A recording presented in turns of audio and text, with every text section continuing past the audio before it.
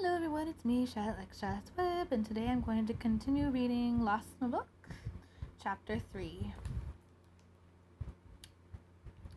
It happened at dusk.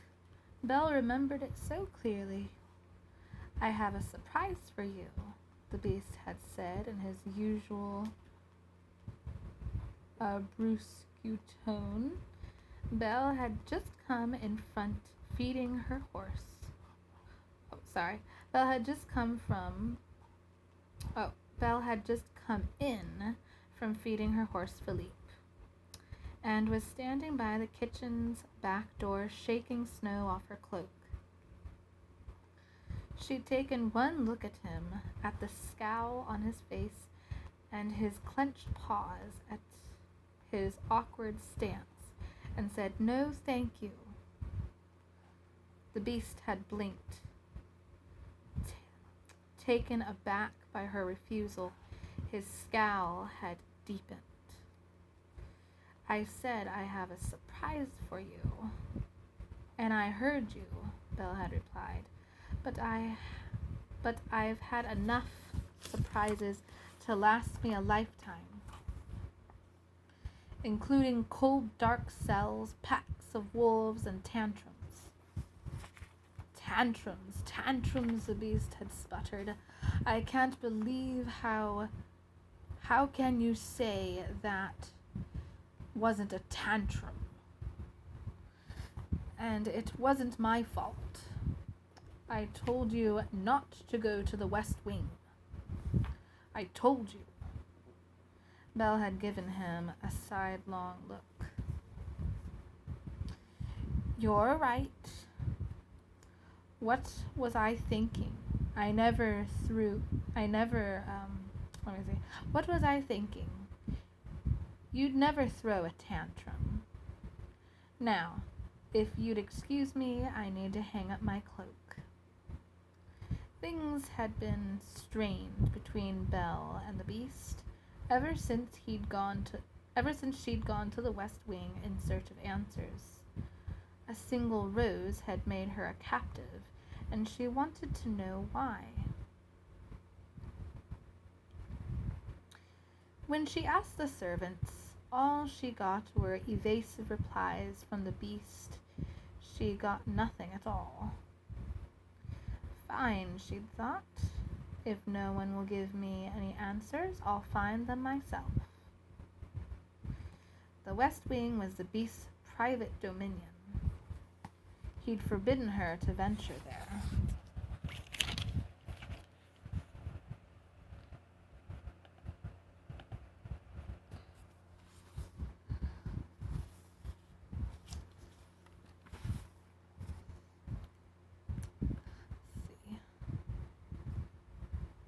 And such a stern command, issued by such an imposing creature, would have been enough to frighten most people into unquestioning obedience.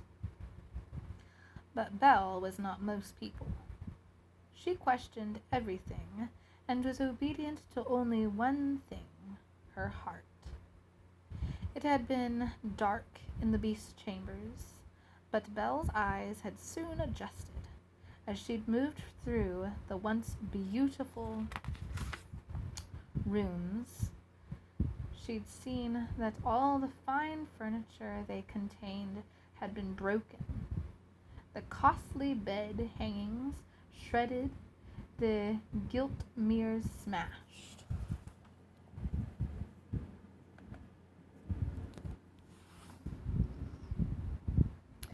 "The beast did this," she'd whispered. She'd witnessed his anger and knew he was more than capable of upending a table or flinging a chair across a room. Her eyes told her that the terrible destruction was born of this anger. Her heart, however, saw its deeper cause, despair, and it ached for him. Belle had continued to walk through the beast's rooms, righting furniture, nudging shards of glass into a pile with her foot, looking for her answers. Here I am, living in a remote castle in a forest where it's always winter, she thought. I talk to clocks, joke with candlesticks, play fetch with a barking footstool. That's what I do now. This is my life. There has to be a reason things are the way they are here. If only I can find out what it is. Ruined paintings hung on one wall, among them a portrait of a family, a man with a cold, imperious bearing, a woman with a warm smile and intelligent blue eyes, and a small boy who looked just like the woman. Another portrait showed a handsome young man.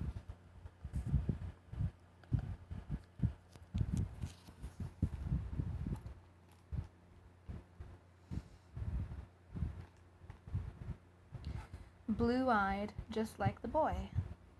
At least Belle thought it showed a man. The portrait had been slashed so badly the subject's eyes were almost all that remained. "Who are you?" Belle had whispered, but the painted faces had kept their silence. With a defeated sigh, she turned to go no wiser than she had been when she'd entered the beast's chambers.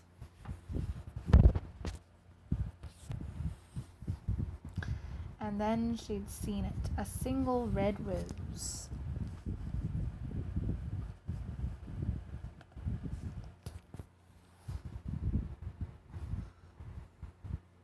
It was floating upright on a table, sheltered by a delicate glass cloche.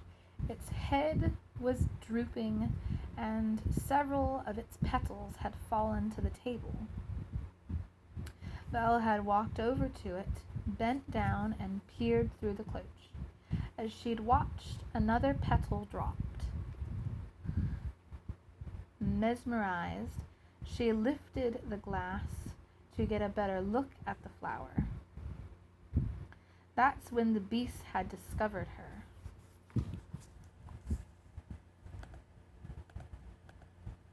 Let me see here now. Trying to find the picture here.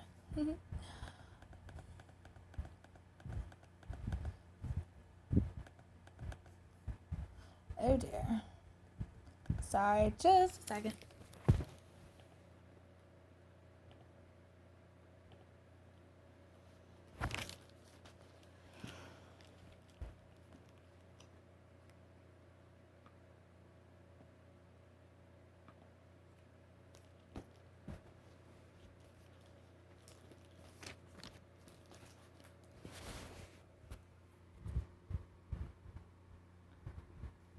"What are you doing here? What did you do to it?" the beast roared. "Nothing," Belle responded. Do you realize what you could have done? You could have doomed us all. Get out." "Go," he raged, covering the rose with his form, upsetting Belle so badly that she'd fled from the beast, the west wing, and the castle. She'd run to the stables, thrown a saddle on Philippe, and galloped off the stables at breakneck speed. Through the woods she'd sped straight into a pack of wolves.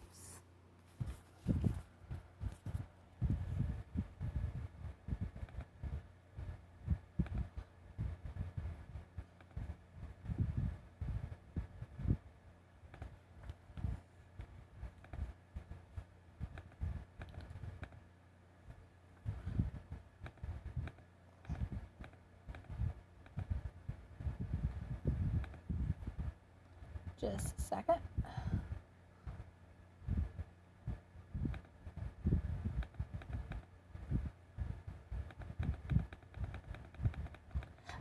I like to read with pictures. It's kind of fun.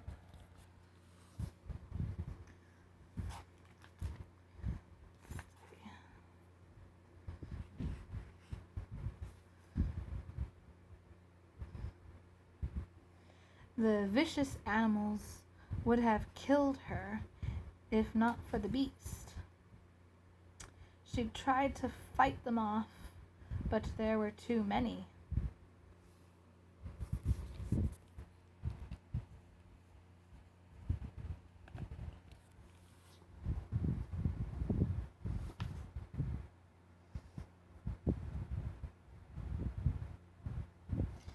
Just when she was certain they'd tear her apart,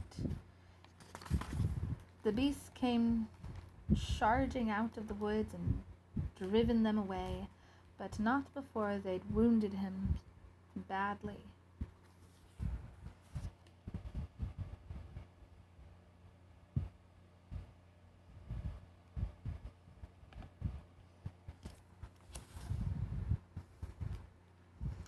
With the help of Philippe, Belle had gotten the beast back to the castle, tended to his wounds, and helped him to bed.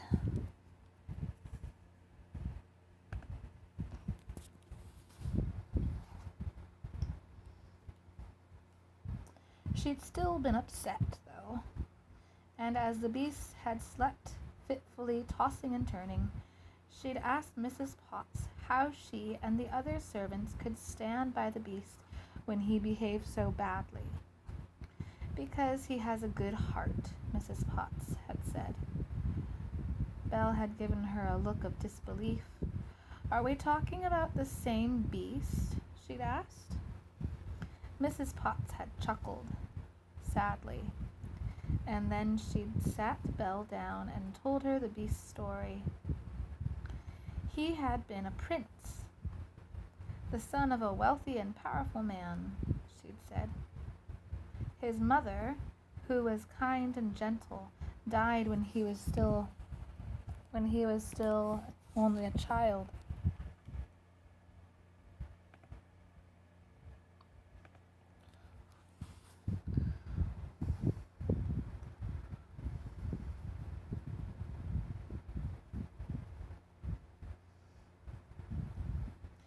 Are those the people in the painting? Belle asked. In the West Wing? Yes, they are, Mrs. Potts had said. She went on to explain that the beast's father had been a cruel man who'd abused his only child. Belle had been shocked to learn that, and filled with sorrow. Her mother had died young, too, when Belle was only a baby. But unlike the beast's father, her father had been kindness itself. How frightened he must have been, and lonely and sad. A poor motherless boy in the hands of such a brutal man, she'd said. Mrs. Potts had nodded, her eyes downcast. After years of such treatment, the prince grew up to be as callous and thoughtless and selfish as his father had been, she'd said. And then one day he threw an extravagant ball.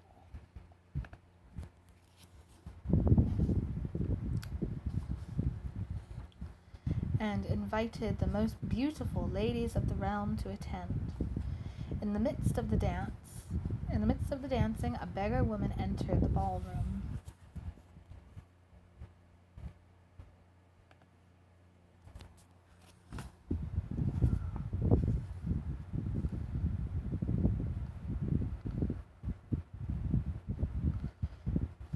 And asked the prince for shelter from the wind and rain. He laughed at her and told his guards to throw her out. But the old woman was really an enchantress.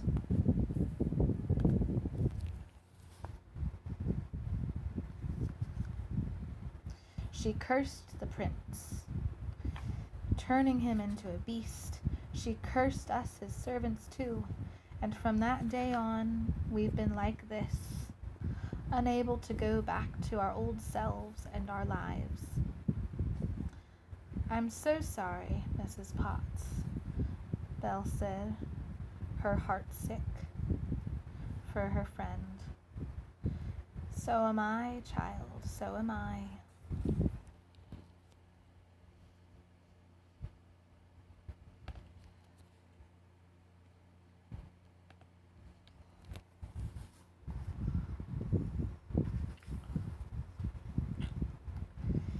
Is there nothing you can do? Mrs. Potts turned her gaze to the beast. When she spoke again, her voice was far away. You have so many questions, child, and who wouldn't? Let me at least answer your first one. We stay with our master because we will not abandon him twice. Twice? Belle had repeated. I don't understand. We knew how terrible his father was to him, and yet we did nothing, Mrs. Potts had said, clearly distressed by the admission. That man was the true beast, and we were too frightened to stand up to him. Our master needs us now as much as he did then, and this time we will not forsake him. Belle had pressed. I want to help you. There must be some way to lift the curse. The beast had groaned in his sleep. The beast had grown in his sleep then, and Mrs. Potts had rushed to his side. It's not for you to worry about, lamb, Mrs. Potts had said. We've made our bed, and we must lie in it. The beast and Belle had traded some sharp words that night, both before the wolf attack and after, and they hadn't talked much since, which was why Belle had been in no mood for his surprise. After she'd turned him down, she'd walked through the kitchen, intending to find Chap.3, the coat rack, and hand him her cloak. As she did, Cogsworth and Mrs. Potts exchanged concerned glances. Concierge, the cook stove, was so worried he started to spoke. Lumiere had hurried over to the beast.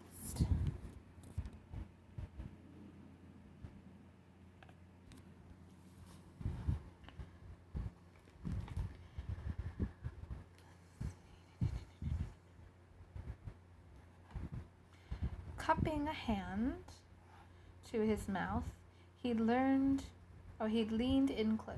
He'd leaned in close and said, Might I suggest, master, that you employ a smile and a friendly tone of voice to indicate that it is a happy surprise, and not to say a trip to the guillotine.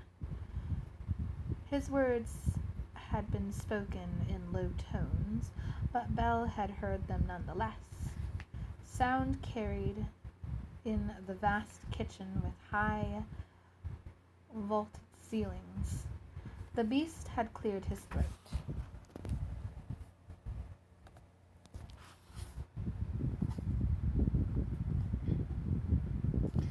Belle, he called after her, I have a very nice, splendid, and rather wonderful surprise for you. He'd sounded so bright and enthusiastic, so unlike his usual self, that Belle had stopped short and turned around just to make sure that it was really the beast who'd spoken. It was.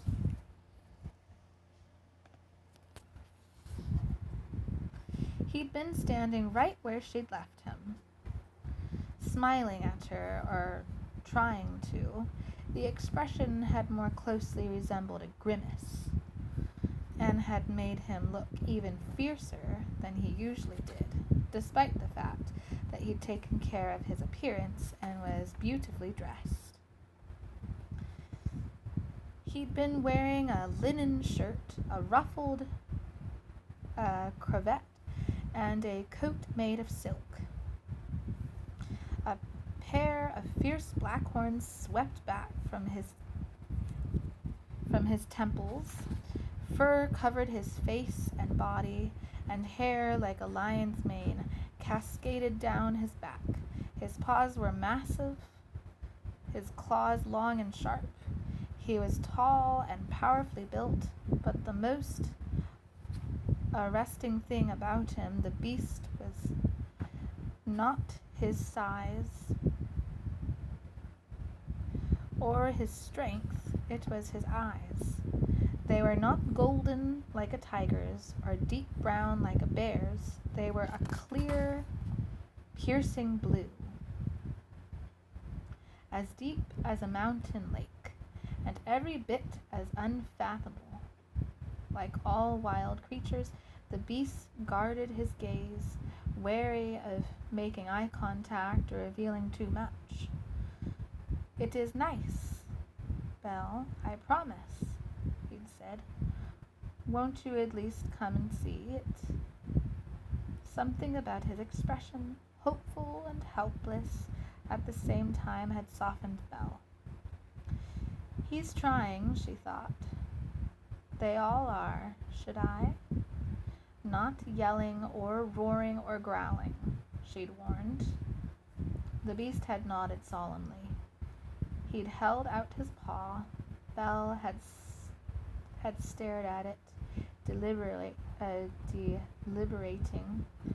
Then, with a nod of her head, she'd taken it. And that is all I have for you for today of Chapter 3 of Lost in a Book. This is Charlotte, like Charlotte's Web. Please put any likes or subscribes or comments you may have, and stay tuned for more. Thanks!